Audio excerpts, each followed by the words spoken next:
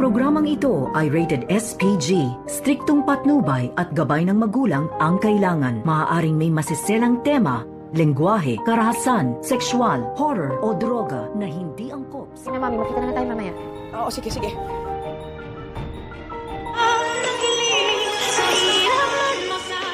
Narito na nga ang ating pakabangan ngayong Lunes sa Abot Kamay na Pangarap.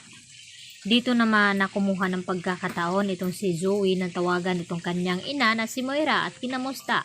At dito nga nagulat itong si Zoe nang sabihin dito ni Moira na tila hindi daw maganda itong kanyang naramdaman ngayon dahil may sakit nga siya at inuubo. At dito nga nag-alala ng husto itong si Zoe at nagtanong nga itong si Zoe kung ano-ano pa ang mga sakit dito ni Moira.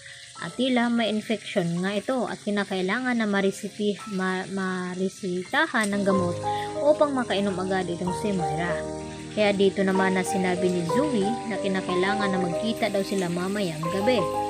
At habang kausap ni Zoe itong si Moira ay hindi na malaya ni Zoe na nasa likuran pala niya itong si Doc Lyndon Javier.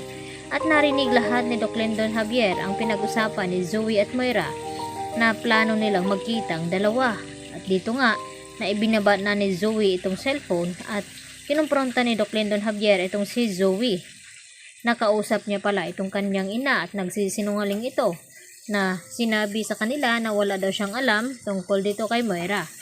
At dito nga nakiusap itong si Zoe kay Doc Lyndon na sana raw ay sa kanila na lang iyon at wag nang iparating kay Doc RJ. At dito naman na sinabi ni Doc Lyndon Javier na hindi nga daw maaari dahil dapat malaman daw ito ni RJ na may connection pala itong si Zoe at itong si Moira at balak pa nilang magkita.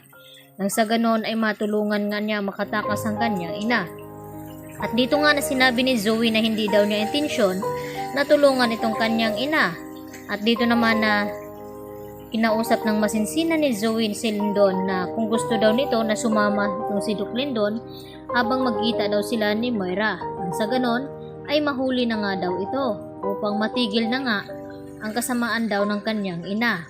Subalit tila hindi kumbinsido itong si Doc Lyndon sa mga sinasabi nga dito ni Zoe. Sa kabilang banda, kinausap naman ng receptionist itong si Annalyn sa pag-akala na itong si Zoe na may importanteng tawag nga daw sa kanya na naghihintay.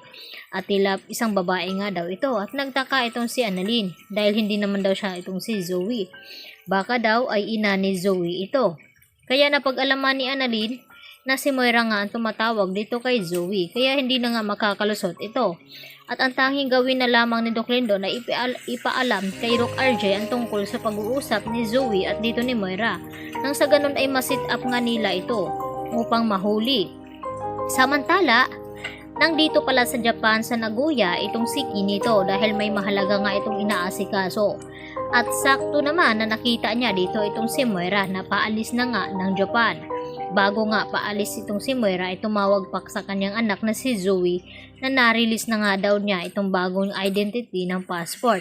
At dito naman nalungkot itong si Zoe kung kailan daw ang alis nito at sinabi ni Zoe na hindi man lang daw ba sila magkita sa huling sandali.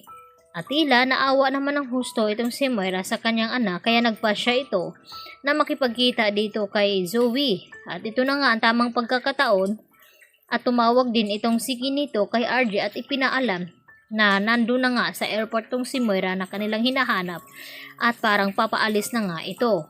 At tila sinabi rin dito ni Doc Lyndon Javier na alam niya na magkikita daw itong mag-ina na si Zoe at itong ngang si Moira. Kaya ito na ang kanilang pagkakataon upang hulihin nga ng tuluyan itong si Moira. Kaya yan ang ating abangan mamaya mga kapuso, dito lamang yan sa Abot Kamay na Pangarap. Yan lang po at maraming salamat.